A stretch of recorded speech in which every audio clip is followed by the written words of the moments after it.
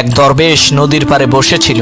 একজন লোক এসে সেই দরবেশকে বলল, হুজুর, আমি যদি জীবনে সফল হতে চাই তাহলে আমার কি করতে হবে? দরবেশ লোকটিকে নদীর পানিতে ডুব দিতে বললেন। লোকটি পানিতে ডুব দেওয়ার সাথে সাথে দরবেশ তার মাথা পানির নিচে চেপে ধরলেন, যাতে সে তার মাথা পানির উপরে উঠাতে না পারে। পানির নিচে সেই লোকটির নিঃশ্বাস আটকে গেল। সে পানির নিচ থেকে উঠার জন্য ছটফট করতে থাকলো। কিছুক্ষণ পর দরবেশ তাকে ছেড়ে দিলেন, আর সে পানির উপরে উঠে দীর্ঘ শ্বাস ফেলে হাঁপাতে থাকলো। দরবেশ তাকে জিজ্ঞেস করলেন, তুমি যখন পানির নিচে ছিলে তখন তুমি কি করতে চেয়েছিলে? সে বলল, আমি পানির উপরে উঠতে চেয়েছিলাম। দরবেশ তখন বললেন, সেই সময় কি তোমার দুনিয়ার অন্য কোনো কথা মনে ছিল?